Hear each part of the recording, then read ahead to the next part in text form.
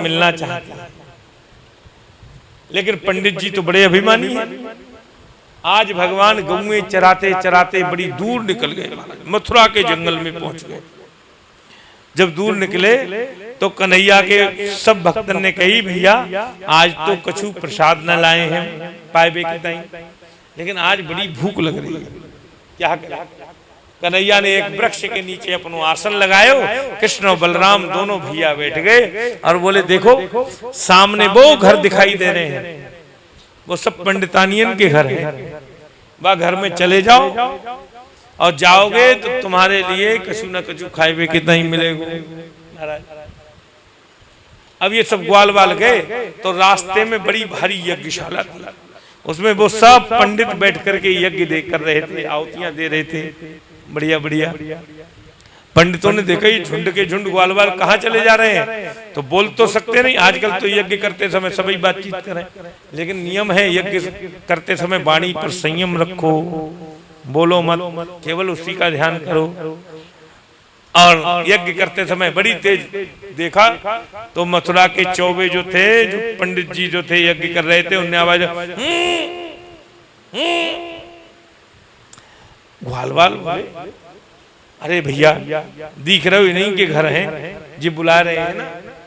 तो उनके पास गए और जाकर के कही, महाराज कुछ ही दूरी पर हमारे महाराज सखा कृष्ण और बलराम दोनों आए हुए हैं, उनको और हमको सबको बड़ी भूख लगी है, कछु खाए के ताई मिले।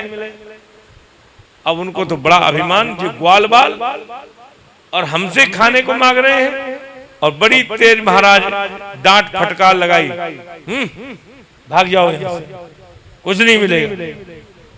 बेचारे मुंह लटकाए से आए और कृष्ण के पास आ गए।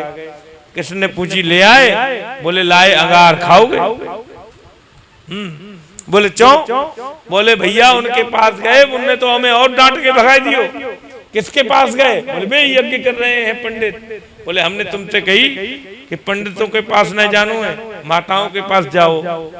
हाँ, माताओं के पास जाओगे तो कुछ मिलेगा, इनके पास जाओगे तो कुछ नहीं मिलने वाला। और अब की बार सुनो, देखकर बुलावे भी तो भी मत जाना, सीधे घर में चले जाओ। और महाराज ग्वाल वाल सब चले। यद्यपि बहुत इशारा किया उन पंडितों ने, फिर भी उनकी ओर देखा भी नहीं, और सीधे जाकर के उन पंडितों के घर में गए और जाकर के आवाज लगाई। पंडितानियों ने आकर द्वार खोला, अरे लाला कैसे पधारे? बोले कुछ दूरी पर कृष्ण और बलराम दोनों पधारे हैं। जब ये सुना तो हृदय गदगद हो गया, अच्छा कृष्ण बलराम आए हैं? हाँ, और मैया उनको बड़ी भूख लगी है, उन सबके साथ हमें भी लगी है। मैया बोली थोड़ी देर ठहरो, यहीं हम अभी बनावे। तो सबन के घर में रसोई बनने लगी और खूब पदार्थ इकट्ठे करके बढ़िया और चली। परंतु उन पंडितानियों ने सोचा कि पंडित जी ने देख ली नो तो बड़ी गड़बड़ होगी, और निकल के तो वहीं से जानो तो देखेंगे तो अवश्य, और इशारों कर दी नो तो बड़ी दिक्कत होगी, क्योंकि फिर प्रतिबद्ध धर्म नष्ट होगा, उनकी बात नहीं मानी तो। इसलिए चली तो घूंघट डाल ली और आगे चल के पंडित जी की तरफ से ऐसे और ओट कर ली नहीं महाराज। और पंडित जी देख रहे हैं जे का मालपुआ बना करके ले जा रही है महाराज आनंद से। यद्यपि आवाज लगाई है कि पत्नियों के लिए, अपनी पत्नियों के लिए कहा जा रही, पर उन्होंने नहीं सुनी और सीधे कृष्ण बलराम के पास पहुंची। जाकर के कहते हैं उन सबने की इच्छा हुई कि कृष्ण हमारी गोदी में बैठ करके भोजन हमारे हाथ से पावे। कन्हैया बोले कैसे तृप्त करूं इन सबको, ये भी महाराज का एक अंग है।